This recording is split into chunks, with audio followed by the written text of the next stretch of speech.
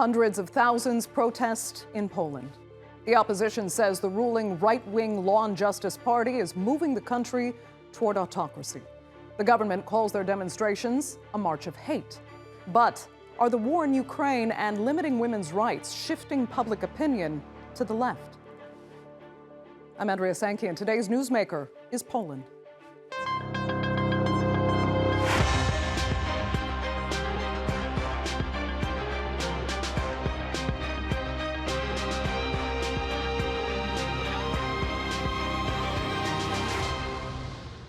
Well, June 4th marked the anniversary of Poland's first democratic elections in 1989. It also saw the country's largest protest in decades. While 500,000 people demonstrated in Warsaw, thousands of others joined smaller marches across the country. And this week, protests continue at home and abroad, with the ruling PIS accused of eroding the rule of law. The government denies this, but says their aim is to protect traditional Christian values against liberal pressures from the West. Donald Tusk, a former prime minister and ex-head of the European Council, blasted the ruling party's record in government, saying they are stepping on citizens' rights and freedoms. If you don't want citizens' rights and freedoms to be violated every day, you're against that, then you're against PIS. If you don't want Polish women to be humiliated, for Polish women to be deprived of fundamental rights, even the right to life and security. If you are against those who humiliate Polish women, then you are against PIS. I want to make a really solemn vow before you today. We are going to these elections to win, to hold power to account, to mend the harms done to people, and consequently to reconcile Polish families. I vow to you. Well, one of the major issues at play in these protests is a new law creating a parliamentary commission to investigate anyone suspected of acting under Russian influence. The extrajudicial body has the power to stop individuals found guilty from holding public office and does not allow them to appeal. Now, critics say it's unconstitutional, and the EU is now suing Poland over that law.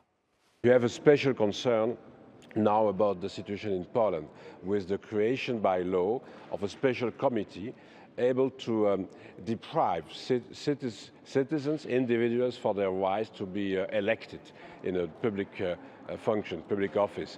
So it will be possible to do that with an administrative decision without any judicial review. So it's a special concern, and the Commission will analyze the legislation, but will not hesitate to take measures if it's needed, because it's impossible to agree on such a system without a real access to justice, to an independent judge, against an administrative decision. While the changing law may be a main driver of the massive protests, a wide variety of issues brought the thousands of people together, including frustrations over inflation, the cost of living, women's rights, and the possibility of change in the upcoming election. The situation with this commission investigating Russian influence, which is reprehensible because it can take away someone's right to hold public office without a court order, which is absurd.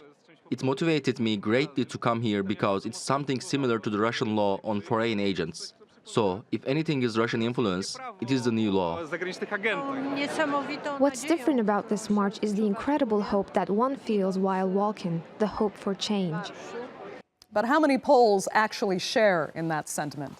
Does the majority want change? Well, joining me now to debate that are, from Strasbourg, Dominik Tarczynski. He is a member of Poland's Law and Justice Party and vice president of the European Conservatives in the Council of Europe. From Luxembourg is Renata Mienkowska-Norkiene. She is a political scientist at the University of Warsaw. And from Brighton, Aleks Szczerbiak. He is a professor of politics and contemporary European studies at the University of Sussex. Thanks all so much for being with me. Renata, I'll start with you because you actually participated in these protests. Did they really feel like the tide was changing, or was this just a greater number of people who already support the opposition coming out onto the streets on a very symbolic date?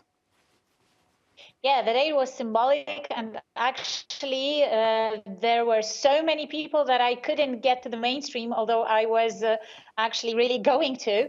So with my 6-year-old son, we had to go somewhere in the side streets of Warsaw because there were so many people. Indeed, this march was actually thought as the one that will give a new impetus to the opposition and a new hope to potential voters of the opposition, because the problem of, in particular, Civic Platform was that it was a sort of running out of the new ideas of how to mobilize its potential voters. Law and Justice has actually done that quite well. I mean, it has used all possible emotional and moral, I would say, arguments to maintain its concrete, or I don't know, iron electorate, and to bring it obviously to vote, while the opposition, obviously, it's much more diverse, but still, I mean, ideologically and politically and so on and so forth. But still, it needed some new impetus so that the potential voters are not disappointed or lack of hope. And this worked out because I think that the number of people exceeded anyone's expectations. Okay. And that was also a very good timing, I would say, because after this Lex Tusk and the president first signing the law and then actually publishing that he would change it, or he would opt for a change, that caused some kind of, I would say, mixed feelings also on the side of the voters of the Law and Justice. So it was a perfect timing for organizing that, although the march had been obviously planned for, well, a long time before the 4th. Okay, Renata, very, very quickly, though. I mean, how many non-opposition supporters were out on the streets with you? Was this specifically about people who just don't like the current government, or are you seeing more disillusioned ruling party supporters in the mix? No, unfortunately for the democracy, that's the single thing I wanted to say. It wasn't as it was in the case of, for example, women's strike protests. Here, these people were mainly supporters of the opposition parties, not necessarily the Civic Platform, but basically mainly of the opposition parties. There were, I suppose, quite a few people who actually were not decided about whom they would like to vote for.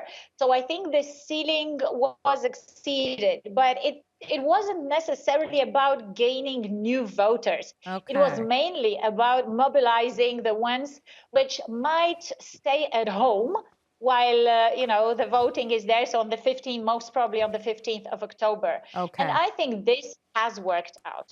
Okay, Dominik, let me ask you. I mean, 500,000 supporters, whether you like it or not, it's a big number. So why does the government call these marches of hate? So if 500,000 is a big number, what would you say about 8 million, over 8 million? Is it a big number? It's bigger than 500,000. It is. So that's the number which our government and our president was elected with, over 8 million people. And I must say, our president was elected with such a huge numbers twice. Our government was elected twice.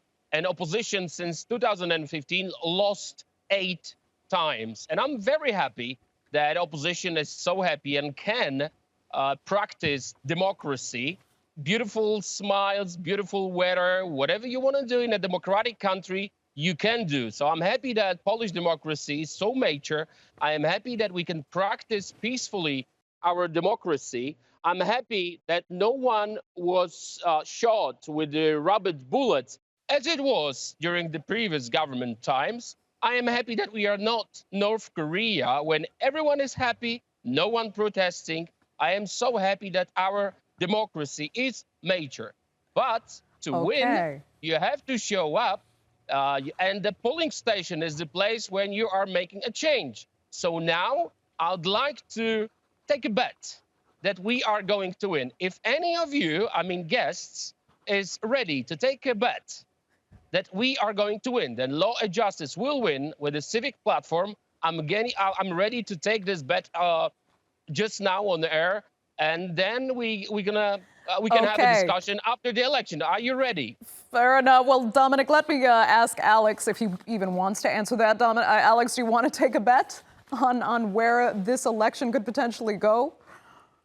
No, because I think it's too close to call, and I think that it could go either way. So I mean, I tend not to bet on things, especially not where I'm sure about the outcome. To this demonstration, I mean, it's undoubtedly a large demonstration. There's no doubt about it, and you know, the opposition was successful in mobilising lots of people. Whether it's 500,000 as the pro-opposition sources say, or whether it's nearer to 100,000 as the pro-government sources say, it doesn't really matter. They got a lot of people out onto the streets, and that's good for them. But let's not bear in mind that the opposition can get people out onto the streets. They're quite good at this, and a lot of that's to do with the nature of their social base. I mean, their supporters tend to live in the big cities. They are easier to mobilise. Law and justice supporters, of whom, as Dominik has pointed out, there were 8 million at the last election. These are people who live in rural areas. They tend to be less well off. They're older people. They're harder people to mobilise for a demonstration. So in that sense, I mean, undoubtedly it was a success for the opposition in many ways, but we shouldn't read too much into it.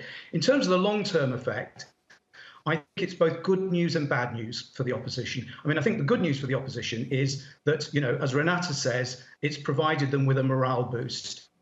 And the next election in Poland, and this is one of the reasons I'm not betting on it, is going to be about who can get their supporters out and mobilised. Okay, it's not going to be about winning people over from the other side, because the two sides are very evenly matched. It's about who can mobilise their supporters. And an important part of that is about your supporters believing that you can win. And probably after this demonstration, opposition supporters feel more like they can win than they did before it. Whether that will last is another matter. Whether we'll still be talking about this demonstration in a couple of weeks' time is another question. The bad news for the opposition, or certainly I think Law and Justice would say the bad news for the opposition, is that it focuses attention on Donald Tusk. I mean, he has now overshadowed all the other opposition leaders who initially were, very reluctant to endorse this march enthusiastically. But because, as Renata said, because this issue about the Russian influence came up, they felt obliged to throw their weight behind it. The problem is, although he's a very skilled political operator, he's very effective at mobilising the opposition base. He's also got a lot of people who dislike him. He's very associated with the previous civic platform governments, and people don't want to return to the previous civic platform governments. These were strongly rejected in 2015. So while he's very good at mobilising his own supporters, he's also very unpopular and also very good at mobilising opposition voters. So I think that's fair enough. Not such good news.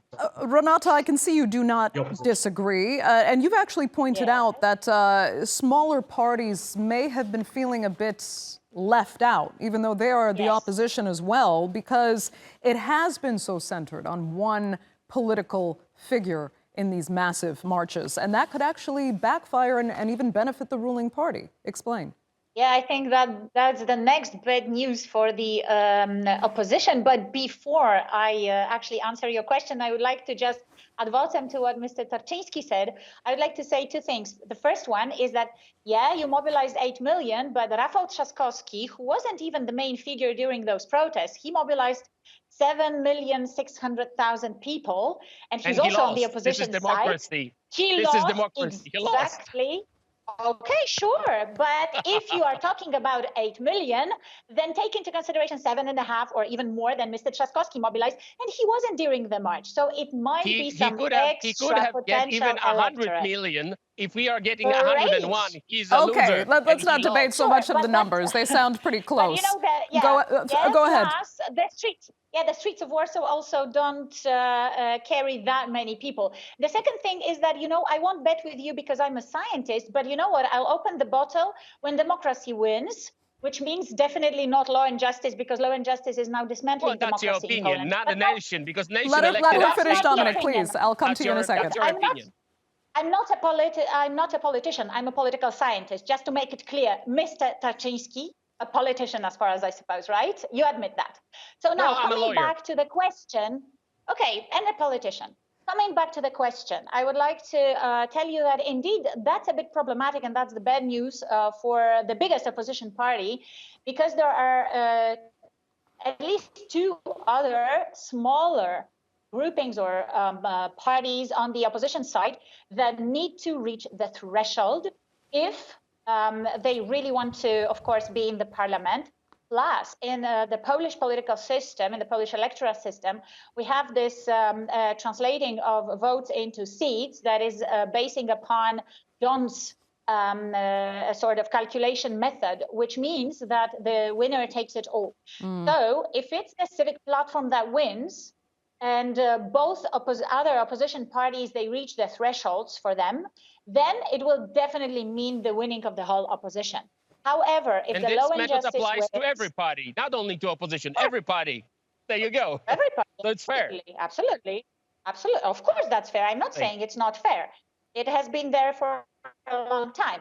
However, what is unfair, speaking about mobilization of, let's say, the supporters of one side or another, is that Law and Justice has actually manipulated not long ago with the electoral system by changing a little bit the rules of, let's say, establishing the constituencies and so on and so forth, and locals where people can vote.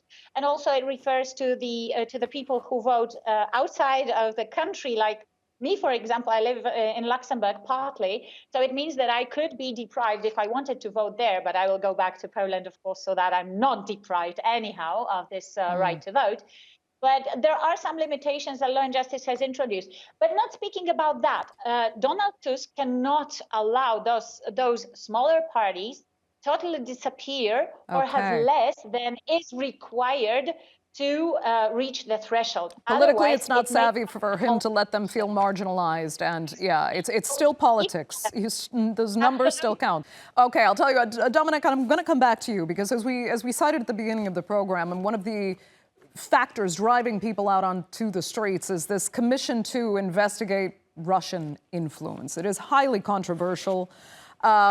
People are looking at it as a way, some are, I know not you, as a way to potentially get the opposition, certain members, disqualified, and to be able to kind of play with the law in a questionable way. The EU obviously is not happy with it. I mean, they've got Poland paying fines because of certain moves the government has taken.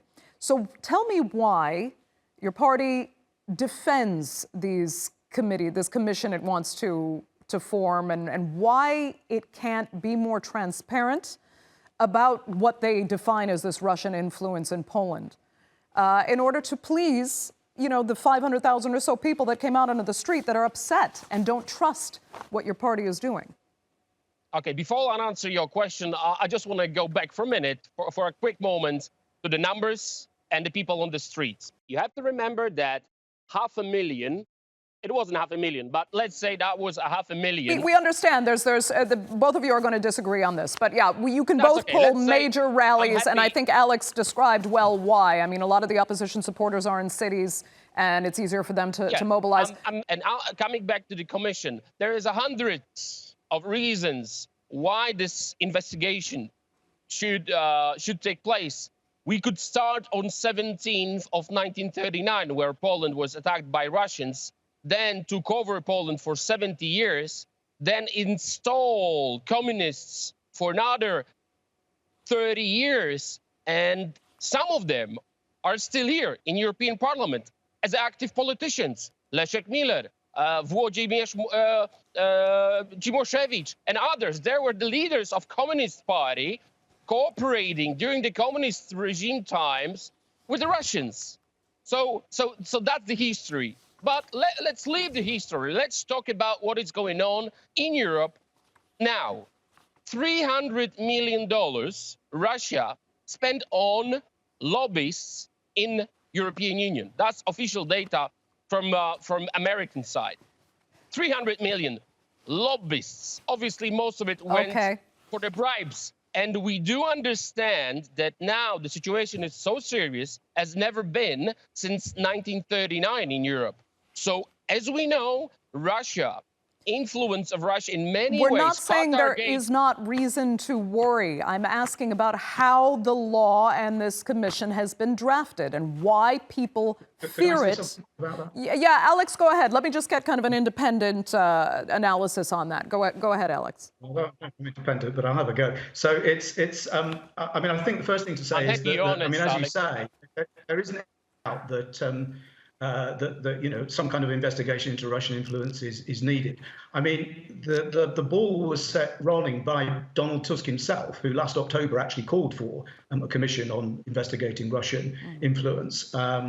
And now he didn't want a parliamentary commission. Sorry, he wanted a parliamentary commission, not this commission. And he also didn't want it to look at the previous civic platform government. He just wanted to look at the current government. But, the idea that there isn't an issue here to examine is wrong. I think, people would agree with that. Now, there's a real key argument here, which is about, whether this commission can exclude people from public office. And I have to comment on this a little bit. So the first thing is that the Commission can make that recommendation. The argument, and that recommendation can, according to the current law, be appealed to the administrative court. Presidential amendment is very clear about it. Can I finish? According to the administrative court. Now, the argument is about whether or not that takes effect before the appeal takes place, or whether the banning from public office actually goes through after the court has looked at it. And also the argument is about whether the court is just looking at the procedure or it's looking at the substance of the issue.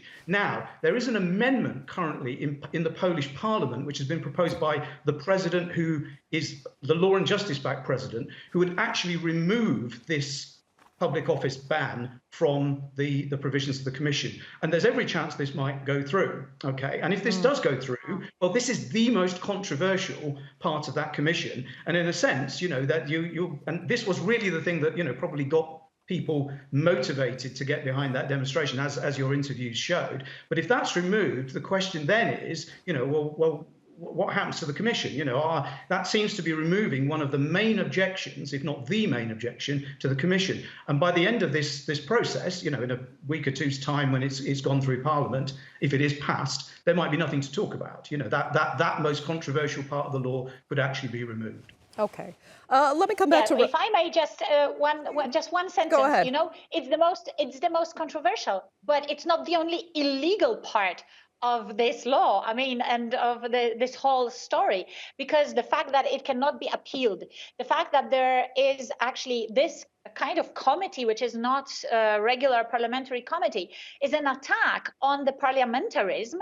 The third thing is that anyone can be actually brought to responsibility without being properly investigated. Another story is that the first report of this commission should be on the 17th of September. So it looks like, a kind of Stalin's, you give me the whatever kind of legal basis if there is a person that has to be charged. Ask you this, though. Please, this is not... Analysis Law and Justice has simply made us feel as if, okay, there is one most controversial thing suppressed, so now we should be all happy. No. Very quickly, Renata, it is. Many analyses yours are out there, telling Poles that their very democracy is threatened by laws like this. Their personal freedoms are threatened by laws like this. Yet the opposition is still behind in the polls. The Law and Justice Party has. It is powerful. It is one of the most popular governments Poland has seen. I will tell you why, if you don't mind. Okay, Dominik, go ahead. Yes, there is 4 reasons. Number 1, Poland has the lowest unemployment in whole European Union. The lowest unemployment. Over 17 million people are taking jobs now. The highest number since 1981. That's number 1. Number 2, Polish GDP, the highest in European Union, 3.8. So should Poles be willing to sacrifice personal freedoms and parts of their democracy for their economic well-being? Let me finish. You asked me the question, so I'd like to answer. There's 2 reasons. Unemployment, the lowest in European Union. GDP, the highest in European Union. That's official data from here, from European Union, from Eurostat, not ours. And then public and safety, and the public Okay, debt. can I give you also reasons why it is the case? I'll finish. Sorry. Public debt, 46% in Poland, 91% in Eurozone. Poland is a master with public debt as well. Security. So economic Eurostat well-being data, trumps all. The last reason why they will lose. Security. Poland is the safest, by Eurostat, country in European Union. You know why? Because there's no illegal migration in Poland. Zero tolerance. This is the fact, and that's official data. Thank you very much. I'm ready to take a bet. Go ahead, Renata. Quick final thoughts. Or Alex, actually, sorry, okay. Alex, it is your turn. Yeah. So I think, obviously now you sort of dichotomized it as saying, well, are people willing to give up their freedom for economic success? Now, the key thing is that the people who support law and justice don't believe that that's what's happening. They don't believe that, they actually believe that the reforms taking place are absolutely necessary. And this commission, which the opposition believe that it's differently. So it's all about beliefs or democracy. Can I just finish? Let Alex finish 10 seconds, Alex, please. This is a threat to democracy. The supporters of the governing party actually believe that it's absolutely necessary to protect democracy. But the key point I think that Dominik Tarczynski makes is that I think that at the end of the day, this election will be decided about socio-economic issues. I think at the moment, there's a lot of argument about what you might call systemic issues, and these are important.